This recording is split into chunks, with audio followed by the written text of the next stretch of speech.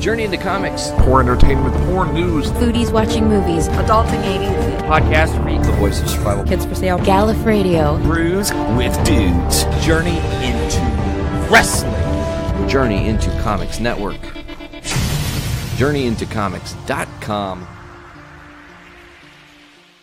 The following is a Journey into Comics. Journey into Comics. It's a Journey into Comics. Journey into Comics. Journey into Comics. Journey into Comics. Network. Production. This is Andrew Puhr, host of Poor News and Poor Entertainment, as well as co-host of Adulting Ain't Easy and Foodies Watching Movies, and you are listening to the Journey into Comics Network Best of the Week. And here we go. Ladies and gentlemen, you're listening to Journey into Comics. Officially, folks, the Avengers 4 trailer dropped. We're going to talk about it here. We're the first on the network to do so. I finally get to have claim to say that I get to talk about this first. Woo! So here we go. We're going to watch the whole thing. I'm going to kind of like briefly comment while I'm watching this. Actually, I'm probably not going to say a whole lot. Maybe, we'll see. But I am going to go back and like try to do some frame by frames throughout this thing. Maybe I'll just do that at the start. We'll see. We'll see how I'm feeling. But if you guys haven't yet seen it yet, the Avengers trailer has come out. We are going to not spoil that title yet. But here we go. It's Iron Man's mask. It's beat to shreds from what Thanos did to it. It's not a complete mask either, obviously. Stay on. Scans him. The mask did. Spots. If you find this recording, don't feel better at this. Part of the journey is the end. Just for the record, give me chills just to hear him say that. The promise of rescue is more fun than it sounds. Food and water ran out 4 days ago. Oxygen will run out tomorrow morning. So this is essentially him recording his final message. I will dream about you. It's always you. He shuts the mask off.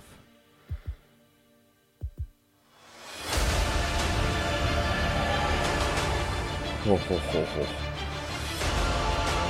Scarecrow Thanos bitching, walking in the field. Exactly what he said he was going to do. New Avengers facility. Ooh, Steve crying. Widow talking. Shuri, Peter, and Scott Lang definitely among the missing. We lost. Thor looking brooding but not really saying anything. Nebula on the same ship Tony's on, let's not forget. You lost family. Seems like a new character. Natasha's looking at him. It's revealed as Hawkeye. It's Jeremy Renner, he's back. I found him. This is going to work, Steve. I know it is. Because I don't know what I'm going to do if it doesn't. Wait, that just like almost brought tears to my eyes, him saying that. I've watched this trailer like fucking 10 times.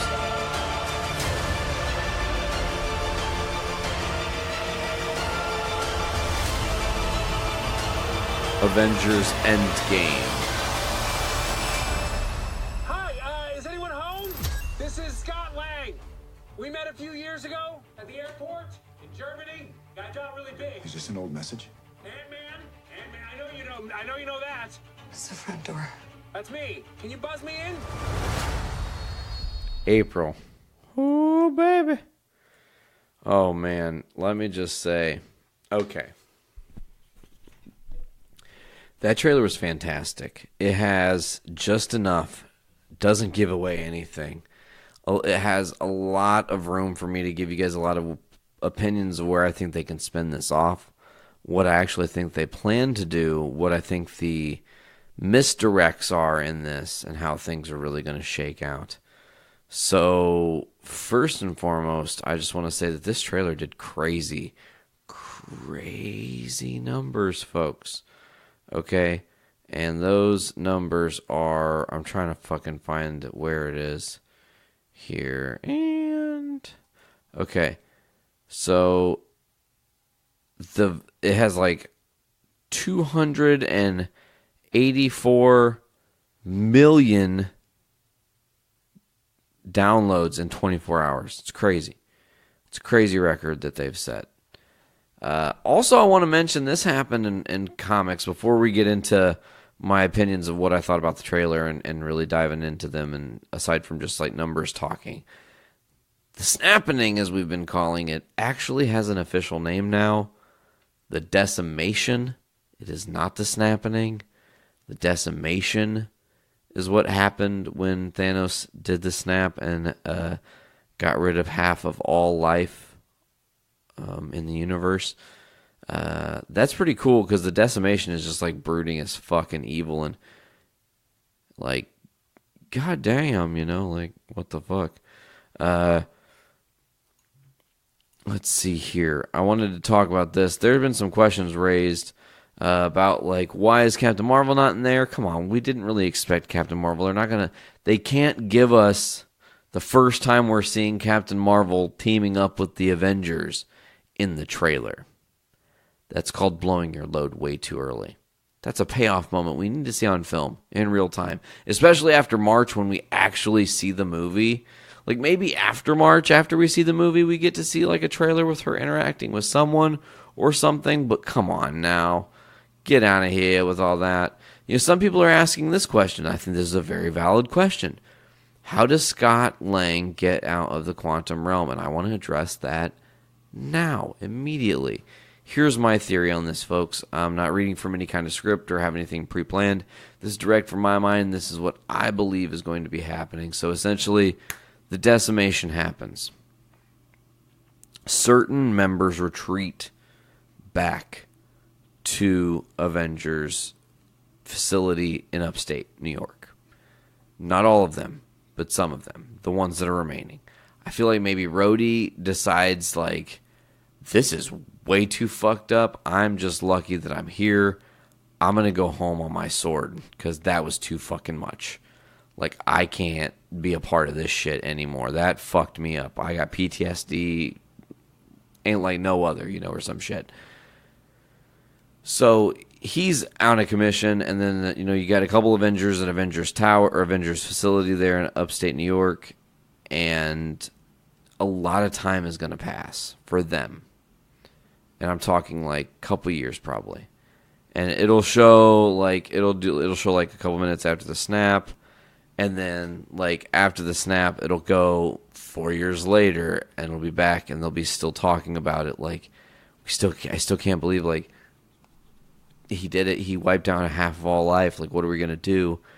And they're going to see Scott, and they're going to think it's like an old message that's just like glitched and playing. And they're like, how do we miss this? Oh, this fucking thing. Then they realize that it really happened. How did Scott get there? If you guys followed Ant-Man and the Wasp, at the end of Ant-Man and the Wasp, he was in the quantum tunneler when the decimation happened, where Hank Pym, Hope Pym, and Janet Van Dyne all were snapped. And he's trapped in the quantum tunneler.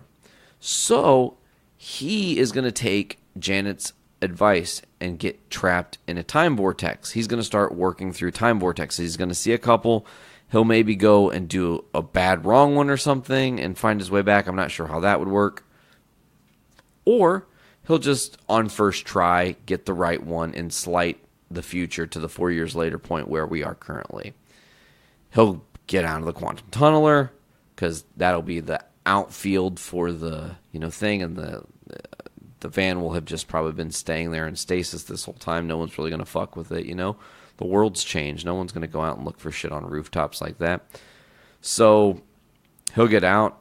He'll go to Avengers Tower because he knows upstate New York. Oh, I know, Cap. I remember everything in the news. They were going upstate New York. I remember, like all the papers, blah, blah, blah. When you're in jail, you have a lot of time to read, whatever the excuse is.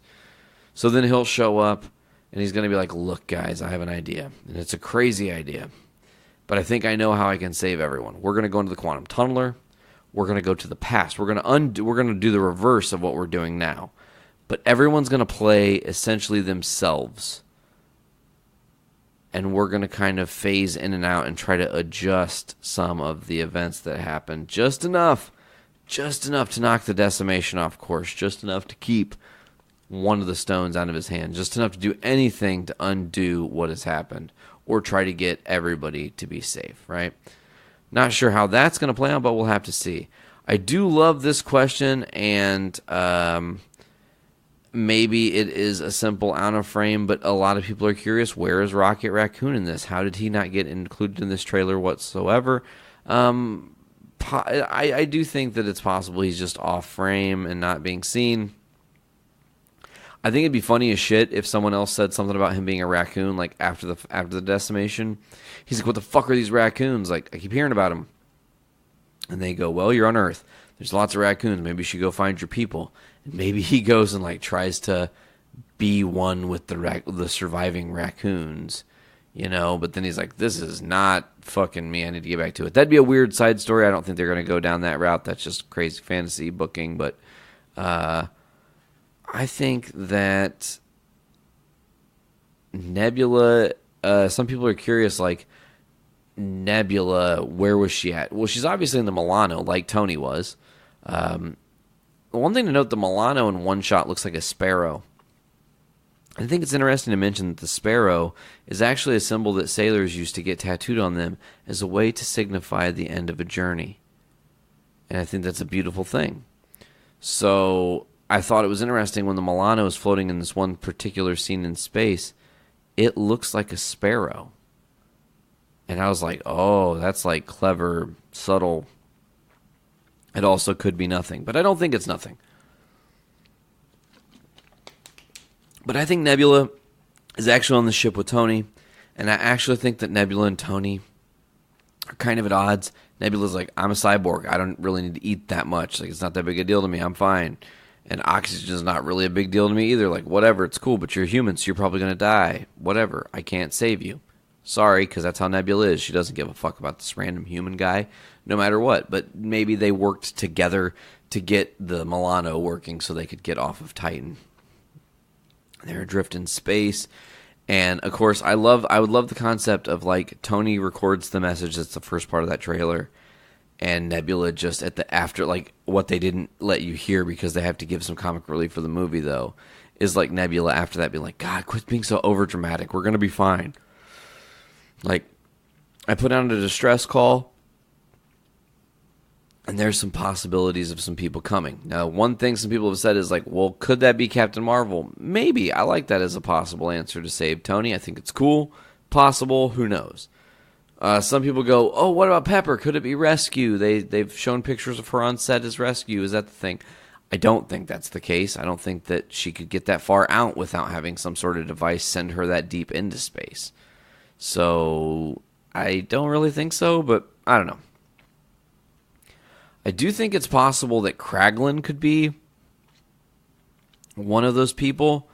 Kraglin built a little bit of a rapport with Nebula at the end of Guardians 2, and it would be really fun to have him just like out of nowhere save their asses. Like, well, I was locked in on the Milano, and I knew you had some troubles because I got your SOS and I got right here. I thought you'd like buy a hat or a pretty dress. Something make the girls go, ooh, that's nice. You know, so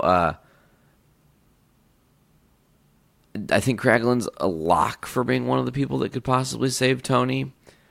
I really think that it's possible that maybe Thor could save Tony. I don't know how exactly he could use the Bifrost and Stormbreaker to oh, that's a concept. So I don't know exactly how he would use Stormbreaker to like open the Bifrost directly to Tony if he didn't know where the Milano was or that Tony was even on the Milano, but I guess that's a terrible concept anyways. So it seems like the world kind of has PTSD about the decimation. Because according to this, it's showing that people who we know as the audience who've watched the movie have been snapped are, quote, missing. And missing means that they are not dead, like Thanos said, where he wiped out half of all life. They're just missing, right? So I just think that it's interesting to talk about how the fact that like the Avengers probably don't come out and say straight up like, hey, by the way, this is our plan. Anyways, so yeah, see they do I forgot that actually. They do feature a pretty interesting Infinity Gauntlet Easter egg in the trailer where Bruce is looking at the people who are missing. It shows Scott Lang is missing. Peter Parker. Ugh. Revenge of the Yawns tonight.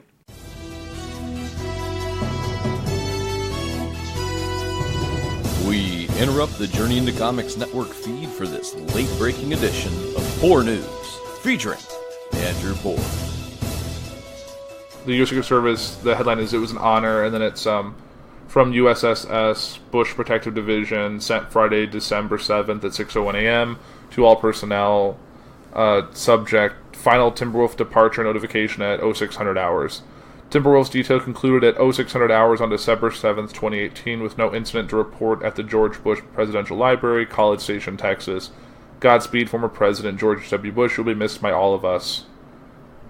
And George W. Bush was obviously very loved by the Secret Service. There was a story I read a while back about a son or a child of one of the Secret Service agents that was assigned to his detail in his more recent years was battling cancer, and a lot of the Secret Service agents were going to shave their heads in solidarity, and George W. Bush did that as well, and it just kind of shows one of the nice things about him.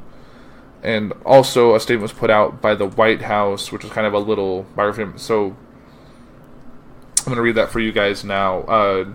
George H.W. Bush, as the 41st president from 1989 to 1993, brought to the White House a dedication to traditional American values and a determination to direct them toward making the United States a kinder and gentler nation in the face of a dramatically changing world. George Bush brought to the White House, I guess it's the same statement. In his inaugural address, he pledged in a moment rich with promise to use America's strength as a force for good. Coming from a family with a tradition of public service, George Herbert Walker Bush felt the responsibility to make his contribution both in times of war and in peace. Born in Milton, Massachusetts on June 12, 1924, he became a student leader at Phillips Academy in Andover. On his 18th birthday, he enlisted in the Armed Forces, the youngest pilot in the Navy, when he received his wings. He flew 58 combat missions during World War II. On one mission over the Pacific as a torpedo bomber pilot, he was shot down by Japanese anti-aircraft fire and was rescued from the waters by a U.S. submarine. He was awarded the Distinguished Flying Cross for bravery in action. Bush next turned his energies towards leading his education and raising a family. In January 1945, he married Barbara Pierce. They had 6 children, George Robin, who died as a child, John, known as Jeb, Neil, Marvin, and Dorothy. At Yale University, he excelled both in sports and in his studies. He was captain of the baseball team and a member of Phi Beta Kappa. After graduation, Bush embarked on a career in the oil industry of West Texas. Like his father, Prescott Bush, who was elected as senator from Connecticut in 1952, George became interested in public service and politics. He served 2 terms as a representative to Congress from Texas. Twice he ran unsuccessfully for the Senate. Then he was appointed to a series of high-level positions: ambassador to the United Nations, chairman of the Republican National Committee, chief of the U.S. Liaison's Office in the People's Republic of China, and director of the Central Intelligence Agency. In 1980, Bush campaigned for the Republican nomination for president. He lost. Bush chosen as a running mate by Ronald Reagan. As vice president, Bush had responsibility in several domestic areas, including federal deregulation and anti-drug programs, and visited scores of foreign countries. In 1988, Bush won the Republican nomination for president, and with Senator Dan Quayle of Indiana as his running mate, he defeated Massachusetts Governor Michael Dukakis in the general election. Bush faced a dramatically changing world. As the Cold War ended after 40 bitter years, the Communist Empire broke up and the Berlin Wall fell, the Soviet Union ceased to exist, and a reformist president, Mikhail Gorbachev, whom Bush had supported, resigned. While Bush hailed the march of democracy, he insisted on restraint in U.S. policies towards the group of new nations. In other areas of foreign policy, President Bush sent American troops into Panama to overthrow the corrupt regime of General Manuel Noriega. I'm struggling with pronunciation tonight, who was threatening the security of the canal and the Americans living there. Norija was brought to the United States to trial as a drug trafficker. Bush's greatest test came when Iraqi President Saddam Hussein invaded Kuwait, then threatened to move into Saudi Arabia. Vowing to free Kuwait, Bush rallied the United Nations, the U.S. people, and Congress, and sent 425,000 American troops. They were joined by 118,000 troops from allied nations. After weeks of air and missile bombardment, the 100-hour land battle dubbed Desert Storm routed Iraq's million-man army. Despite unprecedented popularity from this military and diplomatic triumph, Bush was unable to withstand a discontent at home from a faltering economy, rising violence in inner cities, and continued high deficit spending. In 1992, he lost his bid for re-election to Democrat William Clinton. George W. Bush passed away on November 30th, 2018 at the age of 94. And I know since his passing, you've probably seen a lot of tributes out there. You've seen a lot of people on Facebook and Twitter wish their kindest regards to him and their prayers and thoughts to his family in this rough time for them. And since this come out, some of the things that have come up is that history is it being too kind to George W. Bush. This is an article from Politico by David Greenberg. The 41st president put self-interest over principle time and time again.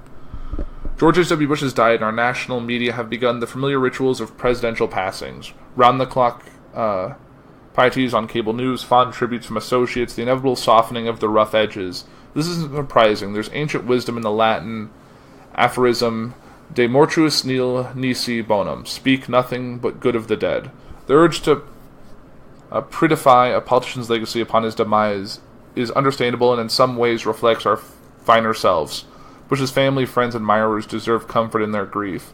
But when it comes to president and historical actors of consequence, we also need critical dissent. When writing my first book, Nixon's Shadow, about the president's endlessly protrine image, I find myself grateful that at the time of his funeral, a whitewash that minimized his constitutional crimes, sober, serious historians like David Halberstam and Gary Wills stood up to provide corrective reminders. Had they not done so, future readers might have believed that Nixon's attempted comeback had succeeded when it in fact did not.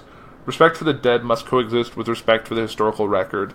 In the case of Bush, this balancing act means acknowledging not only his positive qualities and achievements, as so many news outlets have already copiously done, but also what may have been his defining political hallmark, his cynicism.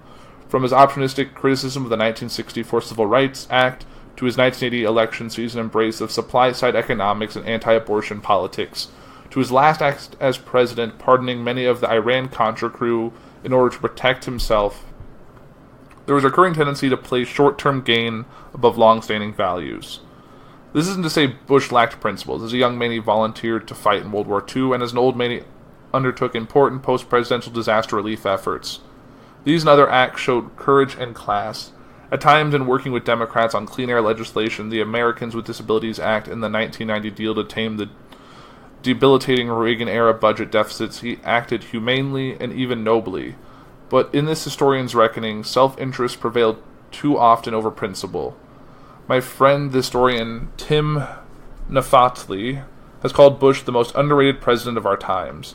I would say that what we're now seeing proves the opposite. Bush was the most overrated president since Dwight Eisenhower and possibly of all time. The son of Prescott Bush, a wealthy investment banker and moderate Republican senator from Connecticut, George W. Bush entered politics at a moment when the GOP's center of ideological gravity was beginning to move rightward.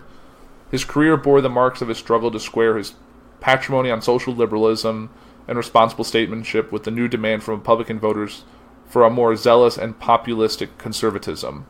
By launching his career not in New England but in his adopted state of Texas, where he had moved to make his fortune in oil, Bush would find himself continually pressed to sacrifice his Yankee principles of noblesse oblige and social moderation. Most famously, he did this in 1964 when running for Senate amid the great civil rights struggle. Regarded by many Texas conservatives as an Eastern carpetbagger, Bush denounced the historic 1964 Civil Rights Act that outlawed radical discrimination in schools, employment, and public accommodations. At other times, as with his congressional vote in 1968 for a fair housing bill, he incurred his constituents' wrath. Too often, though, the former choice, not the latter, served as Bush's template in making decisions. The willingness to put aside convictions for political opportunity resurfaced in 1980 when Bush, after running a surprisingly strong second in the 1980 Republican presidential primaries to Ronald Reagan, recanted his well-known denunciation of supply-side economics as voodoo economics and his long-sitting pro-choice politics in order to be chosen as Reagan's running mate. Throughout his career, Bush often said that while he might take the low road in campaigning, he hewed to his ideals while governing. But here he had done the opposite, trumpeting his true views while seeking the nomination, then abandoning them once in office. With Bush's acquiescence to Reagan's more conservative politics, the last hope for restoration of Rockefeller republicanism perished. Never again would the party boast a major national leader who defended reproductive rights or questioned the merits of supply-side economics. During his own bid for the presidency 8 years later, Bush remained under parole from the right.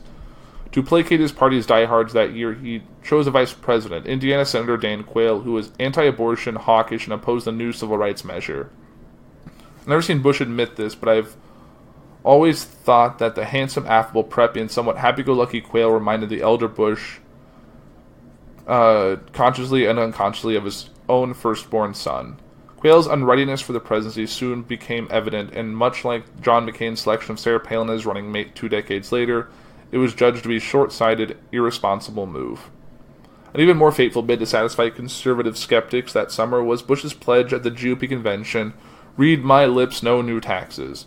Fighting what Newsweek billed as the wimp factor, Bush felt pressure to demonstrate his Reagan-like machismo with what pundits were calling a Clint Eastwood moment. The ironclad vow not to raise tax rates shored up support from the right, but in times of skyrocketing deficits, it hamstrung the president after he took office. Eventually, in 1990, Democrats who controlled the House and Senate forced Bush to accept some new taxes as a part of a massive budget compromise. The administration called them revenue enhancements. In his re-election campaign in 1992, Bush would announce not the original pledge, but his violation of it as its worst mistake. Many of the encomiums, I'm struggling today, published today dwell on the president's grace and magnanimity, but his campaign showed a less attractive side of his personality. Bush's 1988 presidential bid had been widely deemed the ugliest in modern times. Under the tutelage of hardballers Roger Ailes, James Baker, and Lee Atwater, Bush impugned the Americanism of his opponents, Massachusetts Governor Michael Dukakis, the son of Greek immigrants, and pandered to prejudice in making hay of Dukakis' honorable decisions to accept a Massachusetts Supreme Court judgment that deemed mandatory Pledge of Allegiance recitals in public schools to be unconstitutional. "What is it about the Pledge of Allegiance that upsets him so much?" Bush taunted. Then came the Willie Horton ads that hyped the scare story of an African-American criminal released on furlough from Massachusetts prison who raped a woman and assaulted her husband, never mind that Reagan, as governor of California, had signed a similar furlough bill. Bush's 1992 campaign against Bill Clinton was almost as scurrilous. The sitting president trashed his opponent for protesting the Vietnam War while at graduate school in England and made unwholesome insinuations about Clinton's motives for visiting Moscow while backpacking. Clinton shot back in a debate when Joe McCarthy went around this country attacking people's patriotism. He was wrong, and a senator from Connecticut stood up to him named Prescott Bush. "Your father was right to stand up to Joe McCarthy. You were wrong to attack my patriotism." In between, Bush continued to put politics ahead of the national good in many of his appointments. Most notably in 1991, when Thurgood Marshall, the first black Supreme Court justice, announced his retirement, Bush could have honored his legacy by naming a respected African-American judge or legal scholar such as Amalia Kearse or Leon Higginbottom, but he selected a staunch conservative in Clarence Thomas, served up with the implausible assertion that he was the most qualified person for the job. Given that Bush has appointed David Sauter to the court, expecting him to name a more moderate black justice is hardly unreasonable. In foreign policy, Bush has generally been given higher marks, and in some cases fairly so, particularly for the management of European relations at the start of his post-Cold War era.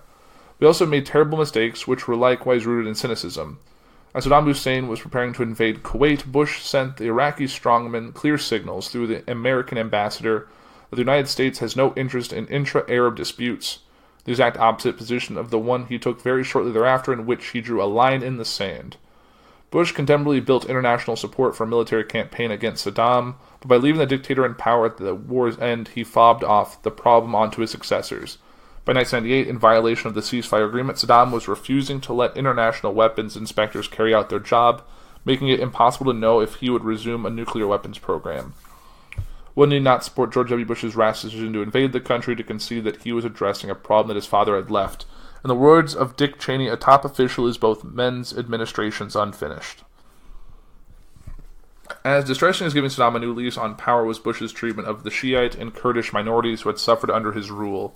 Early in 1991, Bush had actively encouraged Shiites in Iraq South and Kurds in the North to rise up and depose Saddam.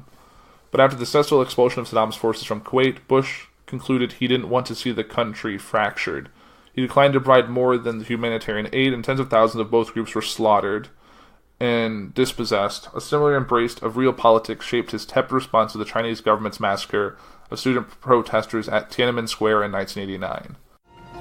Red meat, we crave sustenance. Guys, we are not invading my aunt.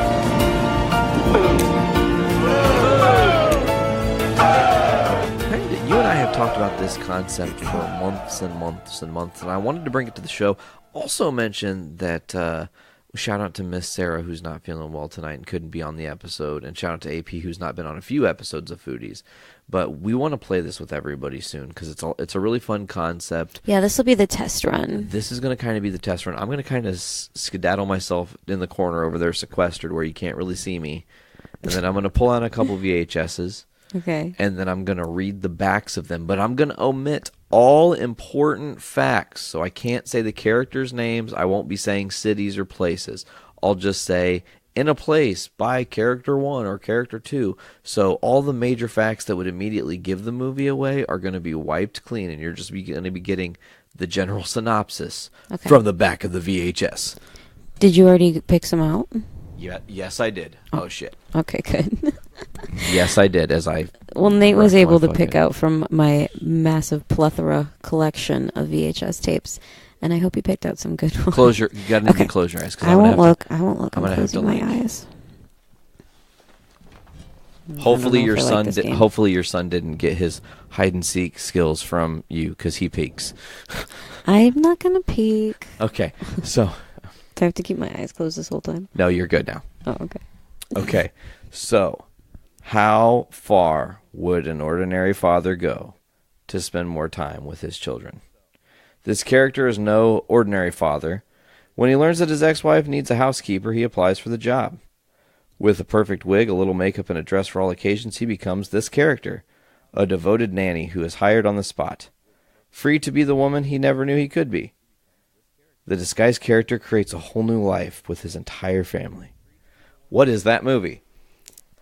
Surprisingly easy, Mrs. Doubtfire. Correct. I picked an easy one to start. I didn't want to be like a Jerkenstein. Okay. All right. Cool. That's a good VHS. Okay. So, did you like how I read that? Did it make sense? It made sense. You did fine. Okay, totally. So, Mrs. Doubtfire was an easy first tester. Let's see if we can give you some juice. And I'm going to go Mrs. Doubtfire is a really fucked up movie. Watching it as an adult, it's a totally different experience, by the way. Totally. I got to pick two different ones because I grabbed the wrong ones. Oh, okay. I grabbed the ones that were supposed to make me remember the movies I wanted to talk about. What did you grab? Batman and Christmas Vacation. Oh. Because I wanted to talk about... Yeah, I do have those on VHS. Yeah. Okay. I'm going to need you to talk for a second. Okay. Yeah, this is an interesting game. Like I said, this is the test run. We'll see how well this goes. But I got one. Oh, he's got it. Okay, all I'm right, going to close my on this eyes one. Again. This 32-year-old character has spent his whole life avoiding responsibility. But his girlfriend has dumped him for an older man, and he's got to find a way to prove he's ready to grow up. In a desperate, last-ditch effort, he reaches out and adopts a 5-year-old to impress her. She's not impressed, and he cannot return the kid. What is that movie? Big Daddy. Okay, pretty easy. Okay, again, slow. Pretty ezy. This is an easy game, Nate. We'll turn up the heat. All right, bring the thunder. Oh, see, she said bring the thunder. She said bring the thunder. Bring the thunder. Of course, all of these tapes are mine, so it's pretty likely that I'm going to know what it is anyway. Yeah, but I'm trying to still just catch you off Unless you find one random one that's not mine. And then it'll get me. Nope, you'll know that one immediately. The first fucking line, you're going to tell me what that is. Let's see if on the first line you can get it. Okay. Okay. The lush beauty and splendor of this paradise is vividly captured in this novel. 2 small children and a shipwreck. And a ship... I can't read. Ow, fucking god. Is it Blue Lagoon? Dude, I'm about to throw this stupid fucking pop filter away. What? It just stabbed me in the nose again. Ugh. I hate this fucking thing. Yeah. Bad suggestion. Yeah, thanks a lot, Dick. Uh-huh. Actually, if I do it like that, maybe. Just adjust it. Yeah, I'm trying to. Okay. Let's... Was it Blue Lagoon? It was Blue Lagoon. Yeah, obviously. Oh, let's try this one. That's such a terrible movie. But I loved it. That one actually does not have a description. How do you have a movie that has no fucking synopsis on the back? What is it? What movie? Dick Tracy. That one doesn't have any description on the back? What does it have on the back? Pictures. It just has 2 thumbs up. This picture is extraordinary. Best comic movie strip ever. Brash, fun, irresistible, hysterically funny.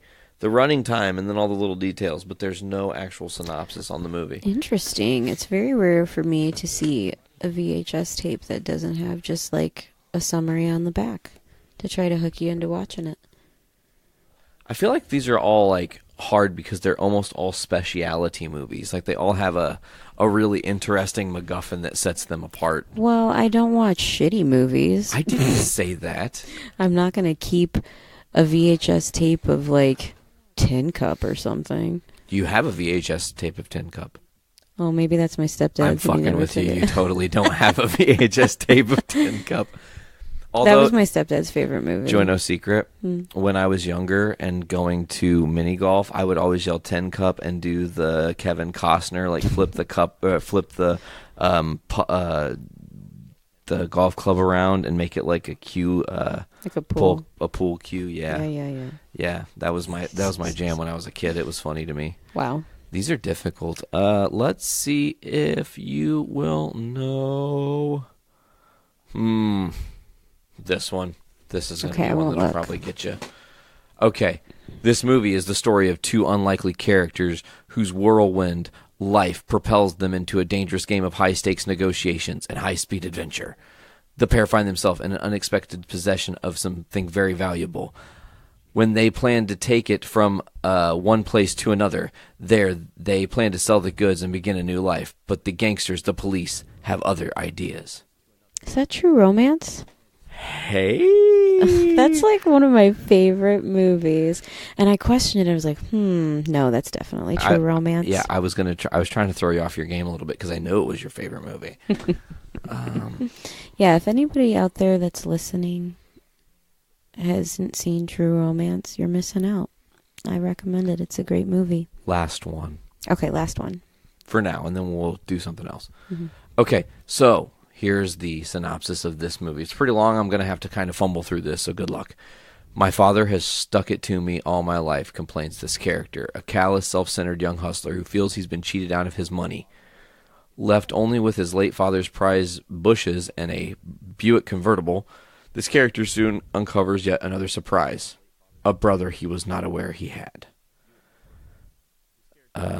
This character is a savant living in a world devoid of normal perception. May well be the crowning achievement of his. Oh, that's not a part of the synopsis. Is it Rain Man?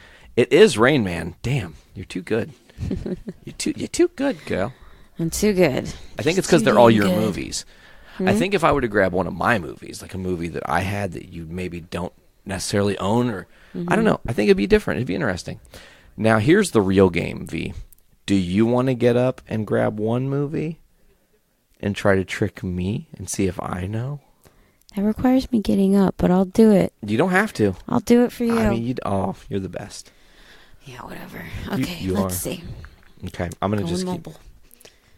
I'm going mobile. Going mobile. That's the episode title, Going Mobile. Damn, I got some good tapes over here. Word, I'm telling you. I forgot about them. I've got some shitty ones, too. I don't think you would know that. Let's see. Well, I don't know. You were just over here looking at everything. Yeah, but I didn't look at the back of every description. Speaking of, and plus I don't have that good of a photographic memory. I don't know. I just want to see what your perception of how to do the game would be. Okay. So, maybe I get it, maybe I don't. Maybe I suck and make an ass on myself. It'll be funny. Let me see. Ooh, that'll be... Oh, shit. Maybe we have to do I was going to be silly and make you do this one. The house rips apart, piece by piece. A bellowing cow spins through the air. Tractors fall like rain. Twister. Yeah, but then you would have said that and it would have been over. Holy shit, I have 2 VHS copies of Twister right next to each other. Yeah. That's so funny. What's more funny is I knew that because I organized your VHSs for you. I know you did. And they look nice. I'm glad you like them. I'm glad you like them. Mm-hmm. Okay, let me see. I think I might have one. Okay, bring it on. Let's see. Let's see if you know this one. Sure. Do you know what drops tomorrow? No, I don't. Once Upon a Deadpool. Oh, yeah. Featuring Fred Savage. Yeah. Child star Fred Savage. Correct. I remember him from The Princess Bride. Yeah, he's reprising that role, but I remember him from Wonder Years? Yeah, he was in Wonder Years. I watched that on Nick at Night when I was little. Okay, are you ready? Yeah, bring it on. I've got it. Sure. Now, I wonder if this game would be more interesting if you were to read the tagline on front of the cover as opposed to the summary on the back. Oh, shit. For future rounds. Let's try it. All right, well, you're not going to get it. Let me just do the summary for this one. Sure. They were perfect strangers, assembled to pull off the perfect crime. Then their simple robbery explodes into a bloody ambush, and the ruthless killers realize one of them is a police informer. But which one? I know it. What is it? It is Reservoir Dogs. It is. Critically acclaimed for its raw power and breathtaking ferocity. It's one of my favorite movies. It's a brilliant new American gangster movie classic from writer-director Quentin Tarantino. I don't want to be Mr. Pink. Why the fuck aren't you Mr. Pink? Mr. Pink. Yeah, man, I got some good ones over here. He's Mr. Brown. Like, this whole pile is great. It is golden. Yeah, Spaceballs, Psycho, Rosemary's Baby, Robin Hood Men in Tights, Silent Movie, True Are you going to do a Romance. tagline on any of these? Yeah, you want me to? Yeah, I want you to try just one, just to see how it goes. We're freelancing right now. Okay. Trying to cook up something good. That's a foodies joke, by the way, a pun. We're trying to cook up something good. Don't look I'm over not here. looking. I'm not looking at you. I'm not looking. Okay. I won't look at you. I'm not trying. I mean, I want to look at you, but I'm not. Well, Right this now. one doesn't have any tagline. It's just thrilling, dangerous. Lots of movies. Okay, ready? Sure. He wants to be tied down. She wants to be tied up. It's not what you think. Whoa. Shit. Is Never gonna get it. is this a movie I've seen? No, I don't think it is. I'll give you a different one. That was The Linguini Incident starring David Bowie. I've never seen that fucking movie. Well, you should, because it's a great movie. It's one of David Bowie's more ridiculous starring roles. He did The Labyrinth. Nothing's more ridiculous. I don't know. Let me read this to you. The Linguini Incident stars Rosanna Arquette, who's waiting tables at Dolly's, a restaurant for the terminally trendy, while she gets her act together as a Houdini wannabe. Just listen to that bullshit already. You know what I'm saying? Okay. David Bowie stars as a suave, mysterious bartender who may be a secret agent, human cannibal, or a pathological liar. He's desperate to marry someone, anyone by Friday, or else. Co-starring Marlee Matlin as a cashier who delivers caustic one-liners in sign language. And a bunch of other fucking people. And some other guy is a flamboyant restaurant owner. It's a stylish all-star comedy romp that is as deliciously off-kilter as the menu at Dolly. I recommend this movie. It's fabulous and stupid, and not very many people have probably seen it because it's some random one, but I recommend it. The Linguini Incident. The Linguini Incident. Yeah. Okay, here's one with a tagline. Never give a saga an even break. Never give a saga An even break? Correct. My guesses? I'm going to say Christmas Vacation. You wrong. Oh, damn. Okay, I don't know. Blazing Saddles. Oh, yeah, I wouldn't have got that. Oh. I like Blazing Saddles, but I didn't know that. Not that. There's a weird tagline for it, right? I did not know that was the tagline. That could be a game model in itself. What taglines make no sense for the movie that they're on? Oh, I like that. Mm-hmm. Suggestions, please. All right. Well, yeah, I'm done looking at my VHS tapes. I've seen them. So let's talk about it. You were talking about how you're kind of jaded about more current movies per se. I was talking about that. Look at all these amazing old school movies you have and the cool nostalgic value of them. And one thing you can't get back from these movies that I love, all those commercials. I know, the previews, coming attractions for The 1998. Pizza Hut commercial, I will always talk about it on the goddamn Teenage Mutant Ninja Turtles VHS. Which I have. I mean, you know what? You don't. I do. You do not. I do. I have 1 and 2, Secret of the Ooze. And I have the VHS tape making of the Secret of the Ooze. You have the making of, but I never found in all of your VHSs there were never 1 or 2. We're gonna fuck the sodomites in the...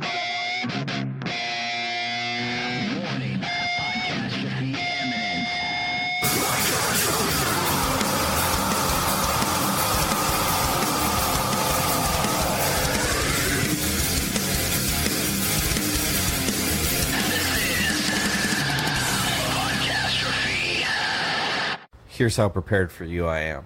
I actually thought about this scenario. Like, okay, Venom, the movie I watched that I'm not happy with, has to be the basis with which we bring Venom into the MCU. What do I do?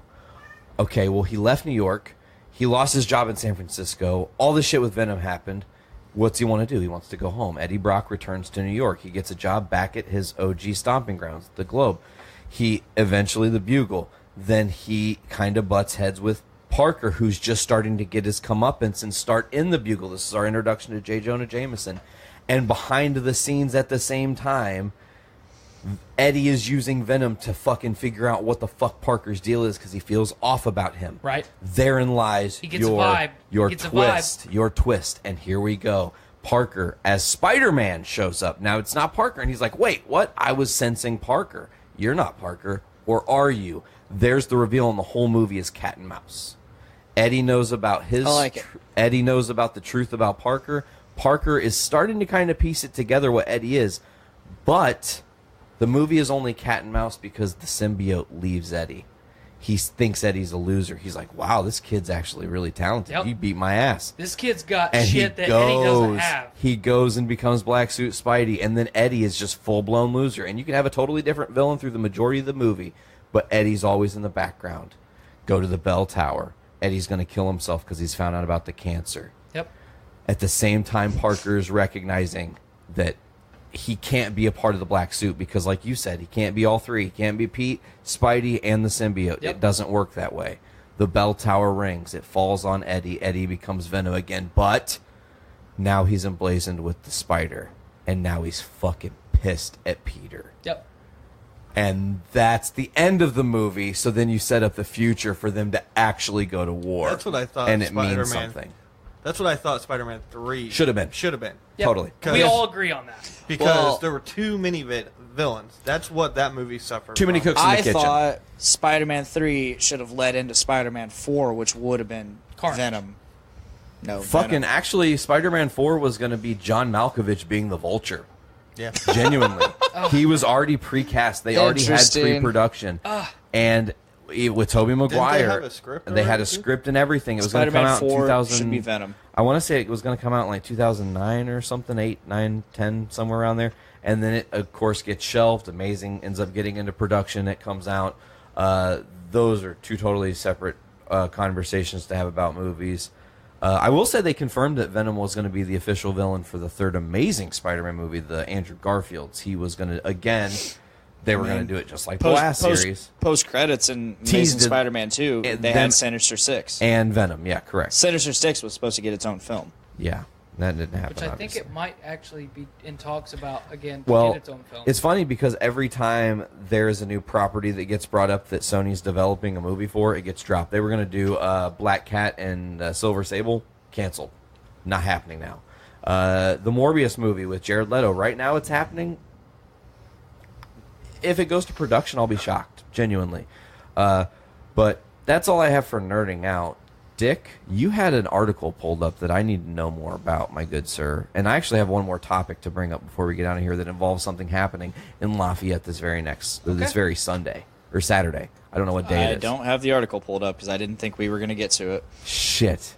Is it the Burger King one? Yeah. Yeah, Burger King. Okay, so Burger King right now is offering fans or customers the option, The consumer to purchase a Whopper for 1 penny if you order a Whopper through the Burger King app inside of McDonald's. You know what's fucked up? You couldn't pay me a penny to eat a Whopper. I hate Whoppers. I think they're disgusting. Whoppers are good, man. Big Mac for life, bro. You know, I'll see your Big Mac and I'll raise you a Big King. Come on with it. Big Kings aren't as good, and their Thousand Island sauce is a knockoff that's not quite Big Mac sauce. Big Mac's the original. Ray Kroc, suck it. Take that middle. He fucking stole McDonald's from the McDonald's brothers. So last week, speaking of, that's a good movie. Yeah. Oh, Founder. Take the middle bun. Take the middle bun out of the Big Mac, and it's delicious. You know what's funny? Order a triple cheeseburger, add Mac sauce to it. It'll change your life. Dude, I worked at McDonald's for 4 years, and that's one of the things I secretly did would make a triple cheese. I've avoided McDonald's burgers for years because they just sucked for so long. Okay. Last week, I was on my way home from Menards. And big money at Menards. When you buy a house, you need things. Dick is about to be... Did you know you need things if you buy a house? Yeah, do you want to know something funny? Dick is about to go through the transformation that I'm sure you went through. I went through it, that when you start to have to care for a home, when you go to Menards, you start to enjoy yourself. Like, oh my God, they've got these fucking futuristic door handles that you can unlock from your fucking cell phone now? What the fuck? Oh, that's everywhere. I'm about to get one from Best Buy. See, I told you. As soon as I get a new door that that has a deadbolt. So I'm at Menards. Just tangent from my tangent. I'm at Menards and I'm just like, oh man, I want to check this out, and I want to check this out, and I want to check this out. Fucking mailboxes are cool. Fucking mailboxes. Gonna go get some screws. Anyway, so I asked Miranda, I was like, hey, do you want any food? I'm on my way home. I was just there to get dryer ventilation tube, and like a collapsible one? Yeah, and toilet paper. That's all I was there to get. Get your toilet paper at Sam's Club. Save you a bunch of money. Didn't want to drive over there. Okay, that's fair. And I was already going to be at Menards. I don't shop at Menards. I hate that store. I know you do. So I was like, hey, do you want anything? And I was thinking... Kinda. Depot. Kinda. Both. But I was thinking, okay, I think I'm going to stop at McDonald's. She goes, yeah, McDonald's is fine. I was like, what do you want? She asked for a double cheeseburger. I was looking. I saw the double quarter pounder. And I'm like, that. I need that meat in my life. I said that. Sometimes I'm getting it really a burger. do be like that. And you know, they've really upped their burger game. Now they're using fresh patties. Wendy's is still better, but yeah, I was about to say I'm getting Wendy's tonight. When absolutely, absolutely. I can't have McDonald's. I was at my dad's house like a month and a half ago visiting. I hadn't been home for like several months. Ate McDonald's, and at 4 a.m, I projectile vomited McDonald's. And let me tell you. Ooh. If you ever want to not eat McDonald's, that's definitely less than ideal. Do that. Because, let me tell you, return on the cheeseburger coming back out my mouth and nose made me never want to have McDonald's. If I eat McDonald's, I have to shit within 20 minutes of eating it. Whoa. Projectile vomiting is really a good way to not want to do something ever again. I mean, like, I'll never want to play Edward 40 Hands again. Is that because you projectile vomited, or because you projectile vomited and shit at the same time? I did not I projectile vomited first. And then shat. That was what started it all. No. That did not happen. No. Projectile vomited happening. I shit on a cat. So I went in, finished throwing up, cleaned up what I could. I was handed a new set of clean clothes via my friend Alan. Then, after a little water's drank, I said, man, I have to throw up again. I knew it was coming. So I went to the bathroom. I throw up. As I'm sitting there, worshiping the porcelain god, I said, man, I really think I have to shit right now. So I wipe my face off, pull my pants down, and I shit in the toilet. What happens next? I'm sitting there for 20 minutes, just, drunk. And then I'm like, man, I have to throw up again. Didn't think to flush in that 20-minute time frame, did you? No. Motherfucker! That's completely irrelevant. Irrelevant. So I'm like, man, I gotta throw up again. So I wipe my ass, pull my pants up, I turn around to throw up more. Instead of throwing up, I dry heave. And every heave that I make causes shit to come from my bowels. It's like a mud gun. It was exactly that. A fucking mud gun. And next thing I know, I have a pile of shit on the floor because it overflowed from my shorts. Damn. There was so much shit. I shit in a bucket once when I was really drunk, and I apparently left it there for my friend to clean up. Why are we having this conversation? Andrew. Nice. Okay. That's a story for. He puked up a whole biscuit. I did. Have you heard the biscuit story? Do I need to tell the biscuit story? I don't think it's been told on this show. Oh, man. Okay. You know what's cool is we're on live stream, so they're going to get to see me act it out because it's way funnier if I'm moving I didn't and get grooving. this. So, Nate has a really bad bout of bronchitis. I'm one of 3 managers at GameStop. If you know anything about GameStop, it needs 2 managers a day, which means you only get 1 day a week off. You're working the grind, right? So I'm working 7 straight days with bronchitis, no time to go to the doctor, no time off, and I'm barely able to talk. I'm literally picking up the phone. You know, people are like, what the fuck are you saying, man? Like, what? Did you say something about McDonald's? I'm not sure. Like, are we ordering sandwiches right now? It's like that Dane Cook joke with the fucking ordering the food. Yeah, it's kind of like with the sweet and sour sauce. Sweet sour sauce. Give me the sweet sour sauce. So I get my 21-and-a-half-year-old self gets the bright idea. Alcohol is cleansing. I'll just go get tequila, and I'll get drunk as fuck, and that'll clear my bronchitis up, because it'll just eat all that bronchitis away, because science. That makes sense. Because science. Science, bitch. That's exactly where my brain was. So I'm like, all right. So at the time, I lived in this little fucking apartment. And It's Breaking Bad quote, by the way. Yep. Nice Breaking Bad quote, bitch. Okay. So across the street was a liquor store. So I literally just have to walk across this busy intersection street and go to the liquor store. Before I leave, my roommate, he goes, hey, man, what are you doing? And I'm like, I gotta go to the liquor store and get some tequila. And he goes, well, you get me some too, but like get me a flavored one, like orange. That'd be really cool. And I was like, oh, I think they have Jose Cuervo. Well, I was actually like, hey, go get orange, okay. So I get my shit together, grab the money. I walk down, I grab the fucking booze. I pay for them 2 bottles of Jose Cuervo, and I'm walking out the door like I'm fucking Jolly Saint Nick with 2 bottles, 1 in each hand, just da-da-da. Walk back into the apartment. And I start, I need to do I can't do the high voice. I have to remember that I was low voice at that time. I'm just in my excited story mode. So I get to the house, and this is like a month after I've had a cell phone. So I start doing shots of my tequila, which is just straight up Jose Cuervo, no flavor, just doing lime and salt. That's all you need. Be a fucking man. My roommate is in the kitchen with his friends, and they are doing Chaos Killers. You do a shot of the orange Jose Cuervo, and then you drink a shot of Monster Chaos. Okay, because it's like an orange thing. You're like building. So I'm sitting in there. I've had a couple of shots of my Jose Cuervo to myself. My throat's feeling a little bit okay. I've started to, for the first time in my life, drunk text people. And it's just friends and family. It's nothing like I didn't say anything about my dick or send dick pics. I was just like, to my close friends, like, I just want you to know how much I love and appreciate you. You're like the greatest person. You know, so my buddy, roommate, he's, hey, man, come in here. We're going to do shot time. And I'm like, oh, shot time. Okay. So I go in there for 1. I'm thinking it's just 1. It's not a big deal. It's 1 shot time. I'm a man. I can do it. Have the shot, the Chaos Killer with them. I go back. Oh, there's my bottle of Jose Cuervo. Holy shit. I'm going to have another shot of my Jose Cuervo. I'm so excited. I've officially reached drunk, and I don't realize it. We're in the danger zone now because I'm in party mode, and I'm forgot that the throat hurts. I'm drunk texting people, and I'm happy. Roommate, shot time, run back in there, okay? Don't worry, the acting, the big stage set shit's coming in a minute. I got to do some running.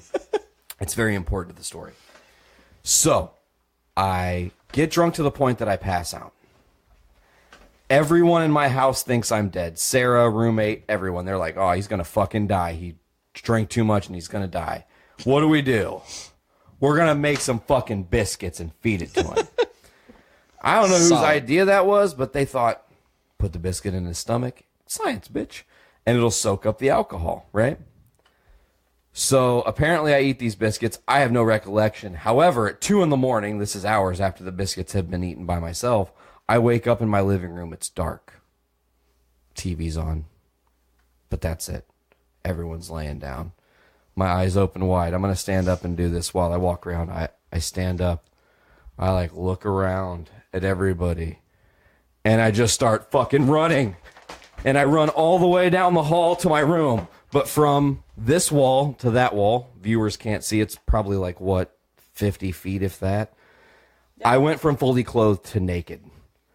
And I was just running. So, like, I just was quickly like, woo, and yo, and just doing the whole thing. I get to the bed, and I crash face first, and I'm just ass up, straight, just laying on the bed, knocked out. And my roommate comes in, and he goes, hey, man, I just want you to know that if you need to puke, the puke bucket's right here next to the bed, man. We got you that puke bucket for your 21st birthday. It's right here. If you need it, you got it. Sarah comes to bed. Everything's cool. I fall asleep. Everything's normal. 4 a.m. I'm laying on my back. Something is inside of me, and I think it's a fucking alien. What the fuck? And it's moving slowly up my throat, and I'm not sure. And then I realize, I have to fucking puke. Oh, no. The puke bucket, it's right there. So I stick my head in the bucket. I was like, oh! And eventually, an unchewed biscuit, I swear to God, came out of my body. And I don't know how it got in my body. A full unchewed biscuit. Just picture you being like a fucking snake. Oh, dude, it was bad.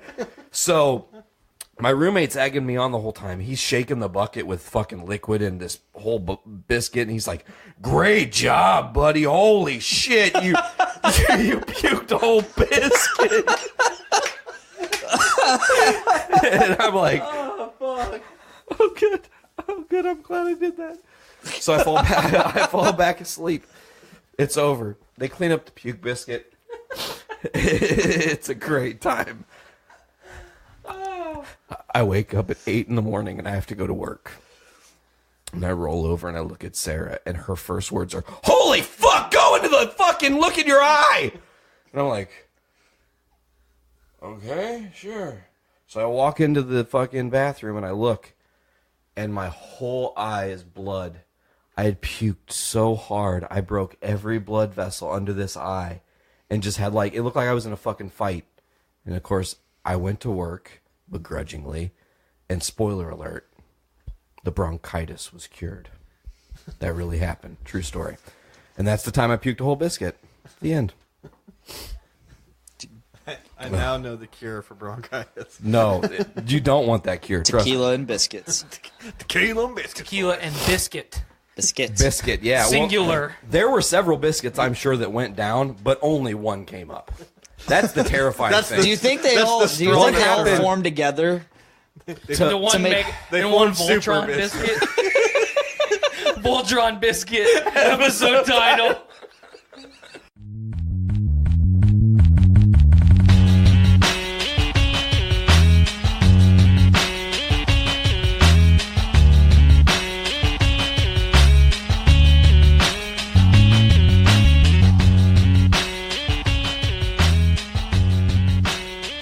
You know what Walgreens does every year for Christmas, and I think CVS does something similar since they're direct competition.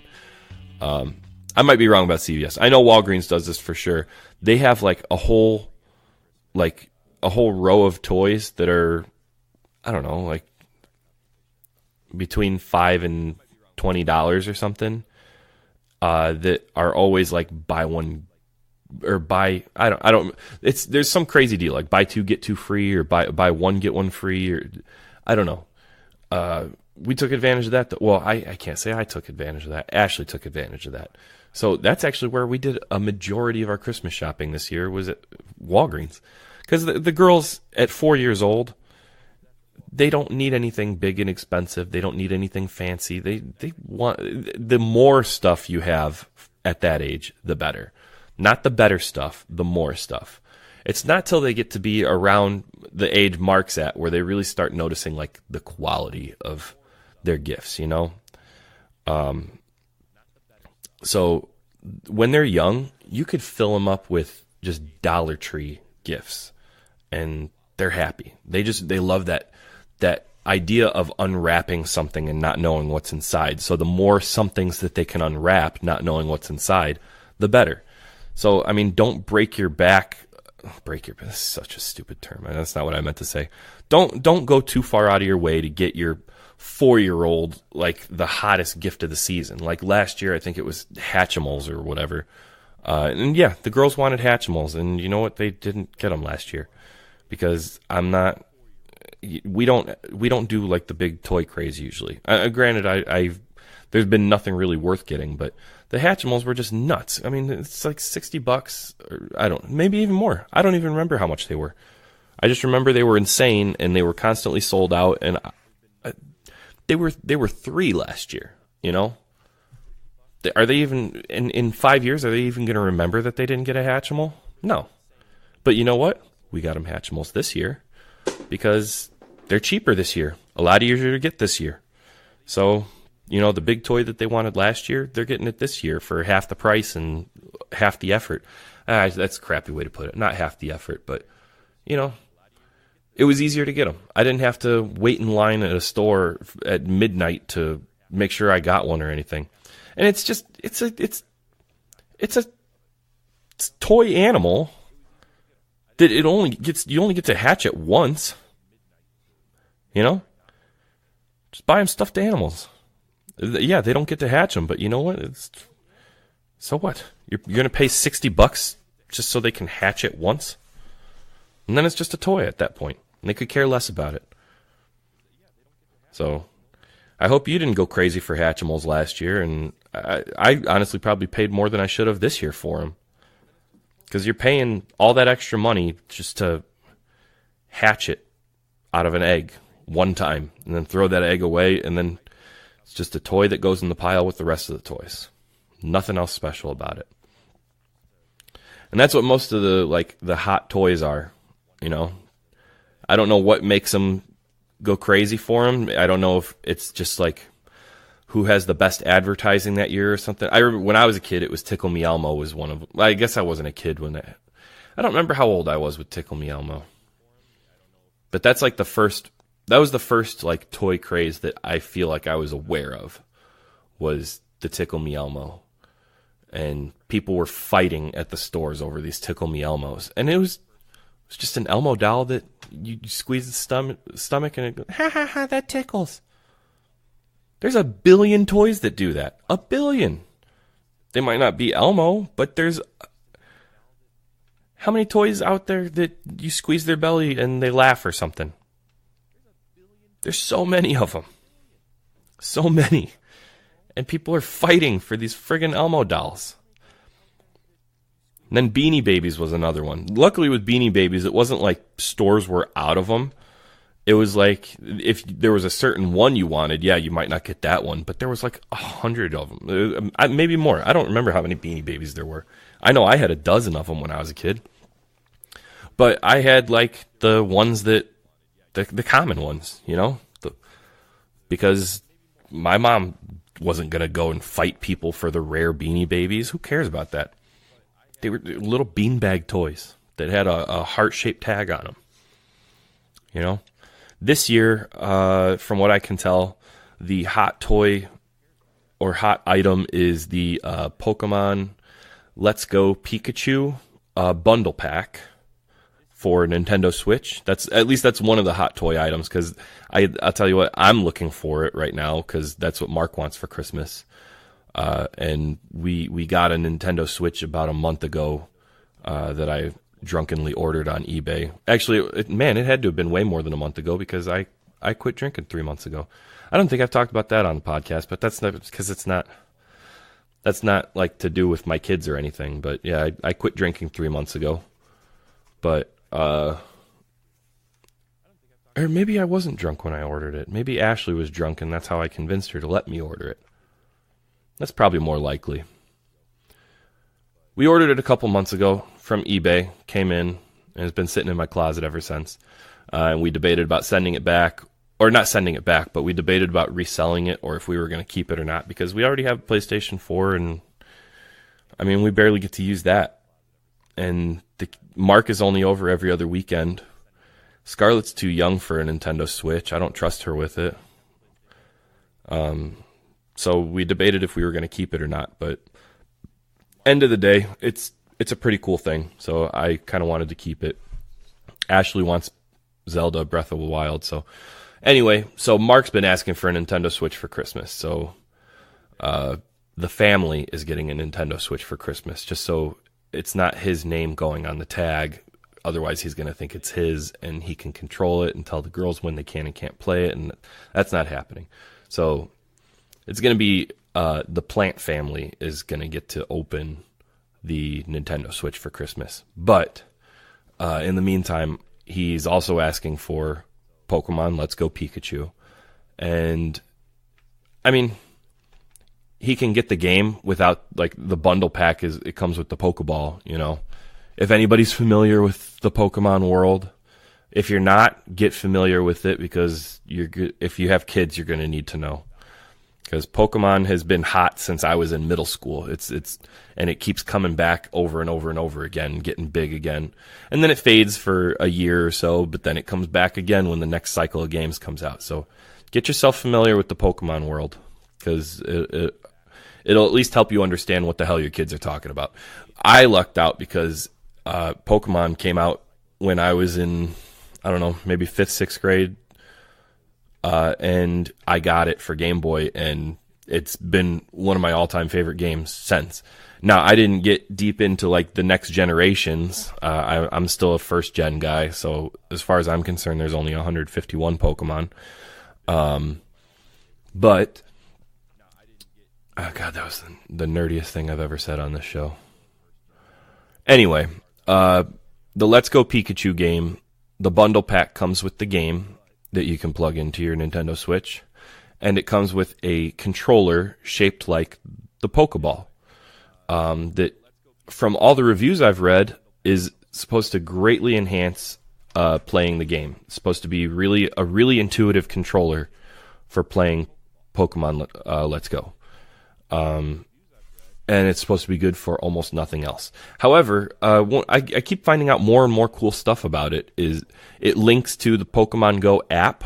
If anybody plays Pokemon Go on their phone, or their kids play Pokemon Go on their phone, this Pokeball controller can link to your game on the Nintendo Switch and the game on the app, so that you can transfer Pokemon. Well, you can already transfer Pokemon back and forth, but the cool thing is you can keep a Pokemon that you caught in the game captive in the ball, and then when you carry the ball around, the Pokemon gets experience points. I'm really nerding out on this, and I know not everybody listening to this plays Pokemon, so you have no idea what the hell I'm talking about. But it's pretty cool. This bundle pack is really cool. And honestly, you buy the game for $60. You can buy the controller separate for $50. It's $110. This bundle pack is $100. So all this extra work you're putting into finding the bundle pack, because the bundle pack is hot this year. The Let's Go Pikachu is hot, and it's sold out everywhere. Let's Go Eevee is another Pokemon in the game, is a lot easier to find. So if your kids are asking for the Pokemon Let's Go bundle pack, just know that if they say they want the Pikachu one, they're going to be disappointed when they open the Eevee one. I'm sorry to burst your bubble. They'll be excited that they got the game, but they're going to be bummed when they get the Eevee one, if they specifically ask for the Pikachu one. Now, some kids like Eevee better. But clearly, based on the sales that they're seeing in the stores and which ones are available in the stores still, Eevee is the much less popular character. Pikachu is like he's the mascot of the game, and he has been for 15 years. So he's recognizable, and that's why everybody wants him. But yeah, so this bundle pack is only saving you $10 over buying the components separately. But there's just something cool about that bundle pack. Well, for one thing, it comes with a special edition Pokemon that you can't get otherwise. So that's like the selling point, is you can't catch this certain Pokemon unless you buy the bundle pack. God damn it, I'm nerding out. Nobody wants to hear about this. Nobody wants to hear about this. This is not a video game podcast. This is a kids podcast. But you know what? This is important stuff for parents to know. If their kids are into Pokemon and they're asking for something and you have no idea what the hell they're talking about, do some homework, man. I mean, I know a lot of the people listening to this that have kids are probably around my age, so they grew up with video games and everything. Like, my mom is still to this day clueless about video games, but that's because she didn't have it when she was a kid. So she has no frame of reference for what it's like being a kid wanting these video games. And I do. So that's why I kind of do my homework on them. If there's a certain game Mark's asking for, I'll look it up. I'll look up how it's played and if he can handle it. And, not that I censor him, but I also don't want him having to come up to me every 3 minutes and, hey, Dad, what does this do? And, hey, Dad, how do you do this? Because, I don't want to necessarily play these games, so I just want to make sure he can without my assistance, And that's really shrewd and shitty to say, like, oh, I don't want to play with my kid at all. And I don't mean it like that. But if you have kids his age that are playing video games, you know how frustrating it is when you're in the middle of cooking dinner for them and every minute and a half they're coming in, hey, Dad, I need you to do this. And it's like, hey, I'm stirring a pot right here. I can't quite do that. Or you're out mowing the lawn and they race out in the yard, hey, Dad, I don't know how to read.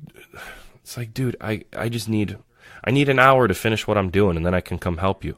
But they don't understand that, and that's why it's just easier if you get the stuff that's tailored to them, I shouldn't have to tell you that. You should know that already. But Pokemon Let's Go is a game that he can absolutely play. I already got him playing. I think I talked about this already. I got him playing the Game Boy version of Pokemon, the original Pokemon Blue.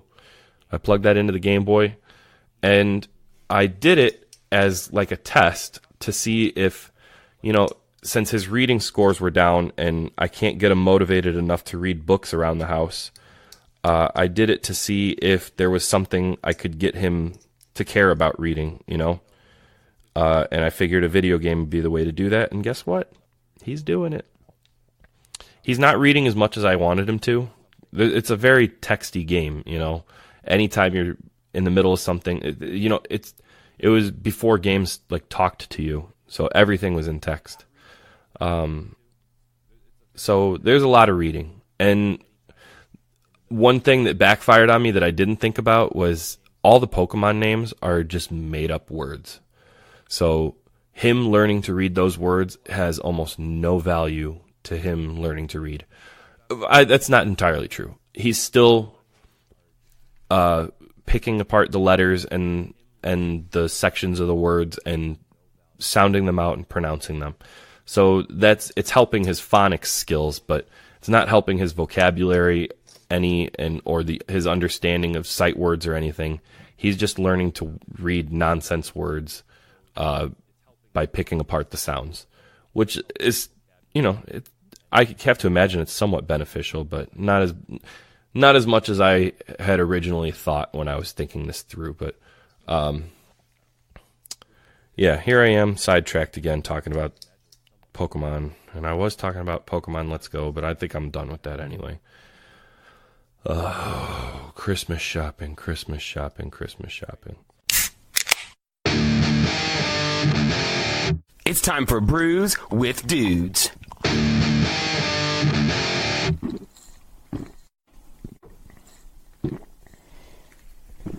Ah, juicy.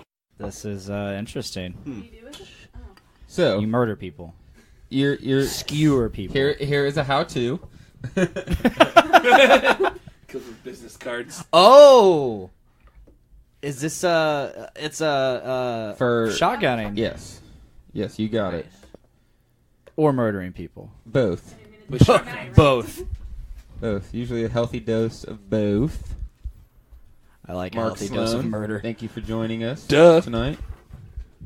Oh shit, we got Ethan Henderson. What's up?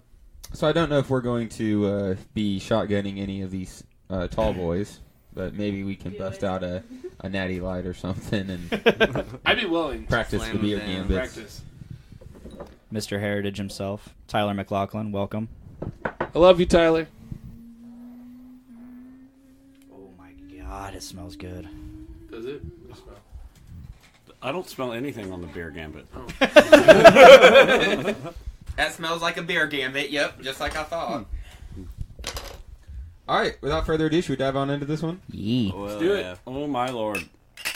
Delicious. Oh my land. Yee. This smells like pineapple juice.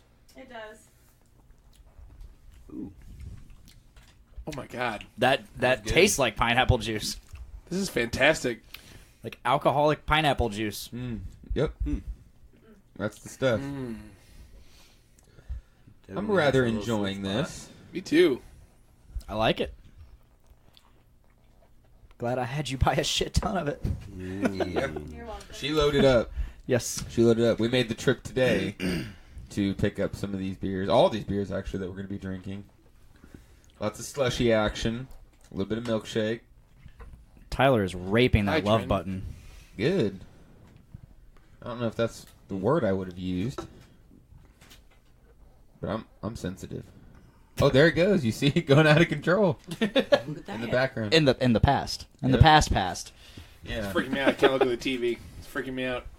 Brewception. We're actually It's like a bad Chinese film when you're watching. we're watching our past selves watching our past. I don't like it. Goodness. We're getting We're getting it. Yeah, because the TV is still in the TV. Oh my goodness. It's so weird. I'm rather enjoying you, Tyler McLaughlin. Pastception. Goodness. Got me feeling all sorts of excited. Are we incepting ourselves? We're getting caught up, I think. I think we're getting a little too into looking at the There's something screen. about that fucking TV. It's so big and just Yeah, like, we just added a new that TV, fucking TV. to the lounge office, and it's entirely too big. So we're able to finally see the comments and stuff. Is this my old TV? Yes. Old. I'm so glad you could use it for this. It completely just like sums up the whole term idiot box because we're just looking at it like a bunch of fucking idiots. Look, there's myself in the box. Oh, look, I'm on the moving picture box. I look good in the box. It reminds me of that. Mama always said I look good in the box. That reminds me of that Aqua Gross. Teen Hunger Force episode where it's the haunted house. The house is haunted, and it's like, hey, look, it's me. I'm on TV. Master Shake's all like enthralled with it, and he sees like Frylock kill him, or like Meatwad kill him, and he's just like, "You stay away from me. I don't trust you." Oh, Keegan's on. What up, Keegan? Welcome to the Fracas. I love that word so much. Me too. It's a nice word. I love this beer. Yeah. I'm already ready for the next one, I think. It was quite a taste. I was slowly just. I was enjoying it, but no. I was doing a slow imbibe up to again. really just let the flavor resonate. I'm sorry, Dave. I feel what bad is for it, you right round now. two gonna Why do you feel bad for me? Because you're just like, man, I was trying to savor this, but I guess we'll just finish it. No, I mean, I'll drink whatever. Look at me. My goodness. What are we looking Look at beautiful. for? Just do it. Look at those eyes. Ooh, okay. Just These are great magnificent. eyes. Hey, Dave, do a trick. I don't have any tricks other than get shirtless That's Well, and eat That's sandwiches. a good one. are you I gonna do like seeing you eat sandwiches. Are you gonna eat a I sandwich? destroyed a Baconator on the way here, like Why in the didn't you car wait? on 65. He can't wait. It's Dave. Yeah. Can't wait for burgers. Is that I mean, a new when you song? smell the Can't wait for bacon, burgers. Can't wait for burgers. It's a Chips exclusive right here. I like that. I like that quite a bit. Do you put chips on your burgers? Why not? I could. Well, it's like when you're a kid and you put potato chips in your peanut butter jelly sandwich, and it's just It's just like a crunchy peanut butter and jelly sandwich. That sounds amazing. No, I'm just, Yeah, it sounds great. amazing. Why You've not done that? No, of course I've done that. I'm 27 years old. Of course I put chips on my burger. No, I'm from Indiana. I've never done that. Oh, definitely. Every kind of sandwich. Every kind of sandwich. Every sandwich I put chips on. All kinds of chips, man. Yeah, just. I mean, I've had potato chip sandwiches, but I've never put chips on a burger. That I can remember. Well, I got Brett to put French fries on his pizza last night, and he's just like, "This is so good." Of course. Then we're talking about like some chili cheese fries pizza.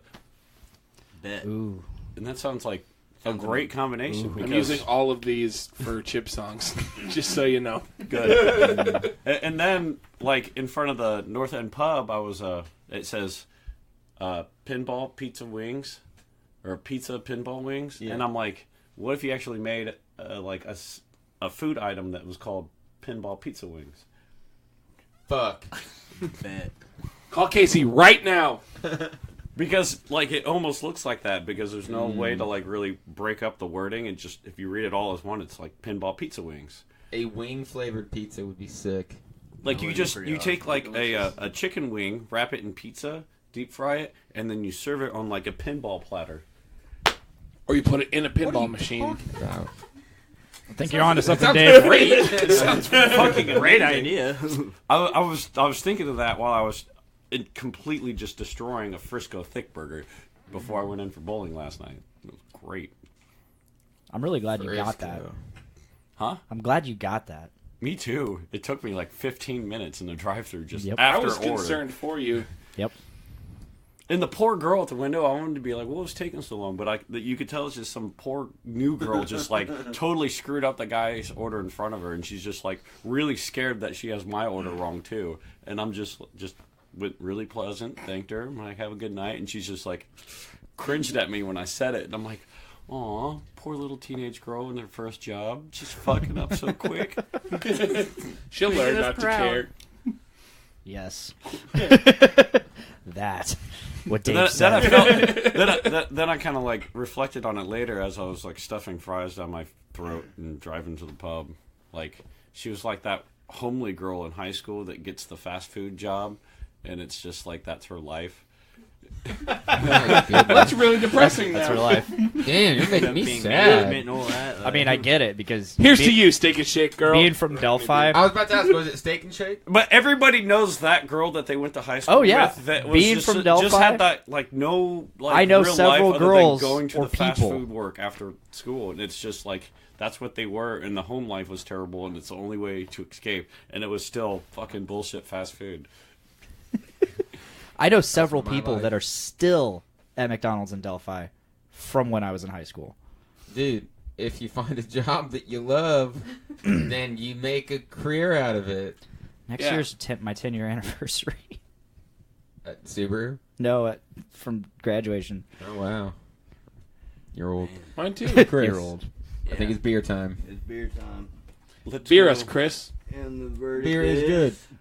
It's stuff. Beer. Blueberry dessert slushy. There we go. Blueberry dessert slushy. We have a blueberry pie slushy. It's actually called blueberry dessert, but when they announced it to us, it said it was a blueberry pie slushy. It is their first dessert slushy. It's a smoothie style Berlin Weiss with blueberry, vanilla, cinnamon, and brown sugar. Brown sugar. I like that. Baby, you make me feel so good. D-Town for life, says Ethan Henderson. D- I only occasionally wander through D-Town. It's Oh for my the God. best. It smells like a blueberry pie. No. No. No way. No. Get out. Don't believe it. I'm sorry, Dave. Can I stay? You may stay. Yes. Because I was going to take this with me. Am I like the hall Didn't tell monitor you to of this? go. Just told you no. That was a no, don't go. No, don't stop. Don't stop? Yeah. Okay. Believing. Believing. Whoa, whoa. Whoa, whoa, whoa. Nailed it. I'm a big fan of all these like It's a Hadaway. random song lyrics. I have that CD. It was one of those times where you just see the CD and you're like, Yep, I'm gonna buy that. It's $3. I need that in the collection. I have to get That CD's $3, and I want people to be like, "Why is this here?" Because it was I'd be $3. excited about it. Because I want to listen to "What Is Love" on repeat. Baby, don't hurt me. Oh, that reminds me. I need to buy a Bon Jovi CD. No more. Why? So I can get a... Bon Jovi assignment and increase its value tenfold? No, Bon Jovi. I still have my Boner Jovi signed vinyl. Woo! Yeet, yeet, yeet, yeet, yeet, yeet. But, Wow. I need that is interesting. Give Love a Bad Name. Miranda, thoughts? It's not bad. That's interesting. Not bad. So I can There's a lot going on sing it there. to my- Yeah. There is.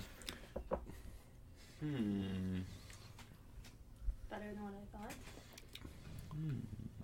There's the cinnamon's definitely up front, which gives you that crust sort of taste, and then like the rest of the blueberry and this vanilla and stuff. It does taste like a blueberry pie. Yeah. It's okay. Definitely. Just noticed that Mr. Evan Henderson said D-Town for life. I said that as well. I see Mr. Dustin Chavez has joined. Yeah. Nate Phillips, the Podfather, he's in on the action. Welcome to the fray. Pod Daddy. It's not going, dog. So could I don't we care. technically call him the P Daddy? P Diddy? P. Diddy? Sean Puffy Combs? Nate Puffy Phillips. I'm start calling him Puffy now. Blessing this one good. He's blessing it good. This one good, folks. Thank you. Yeah. Pod Uncle. Pod Uncle. Creepy Pod Uncle.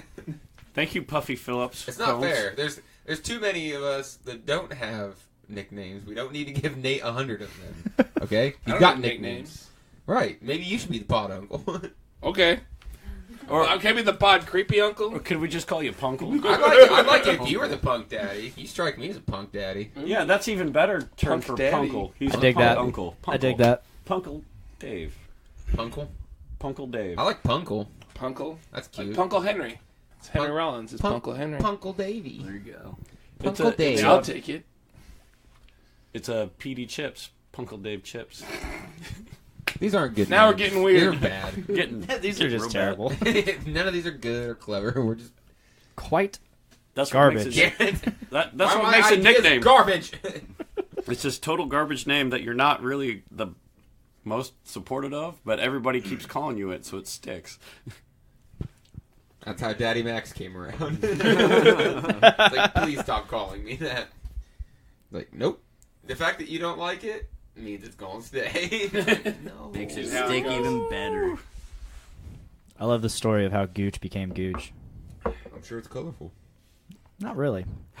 Surprisingly not, but it's still a good story. Well, Especially if Ray tells it. Especially if Ray tells it while he's drunk. Which is every time you see Ray. Which actually, last is every I saw time you Ray, see he was Ray. super sober and he hadn't gotten drunk yet. Which is a totally different Ray. Totally different Ray. Yeah. Next time I see that guy and he's not drunk, I'm going to sit down and just do shots with him until he's smashed. It's like half a shot. Yep. No, we're at a... Stories. For being a boss, he's... remember going to Doesn't have a lot of tolerance. a Logan Sports show with Lucifist. I helped him. I helped drive a bunch of their equipment up there because I have a truck, and him and I sat at the bar afterwards doing shots of Tullamore Dew, reminiscing about old times. Old times. And he got fucking smashed, and he's like, "You good to drive?" I'm like, "Of course." I only did 4 shots. I live to drive. I drive. Drive to win. I drive a car. I drove him to that Kokomo show, that the Halloween Outhouse show. Yeah, he was y'all came in smashed. smelling like tacos. Yeah. Wasted and smelling like tacos. He came to my house wasted. And then he just continued to drink. And, like, last week I was talking to him. He didn't know, like, half the shit I was telling him. He's like, wait, I did that? I'm like, you don't remember fighting me on stage? He's like, no. You know, him and I talked about that, how him and I were the only ones getting into your Black Flag set. And I appreciate you it. fought him off of you. Through the whole set. And then I shoved the mic stand at Mike. Yeah. It was a good time. It's a crazy show.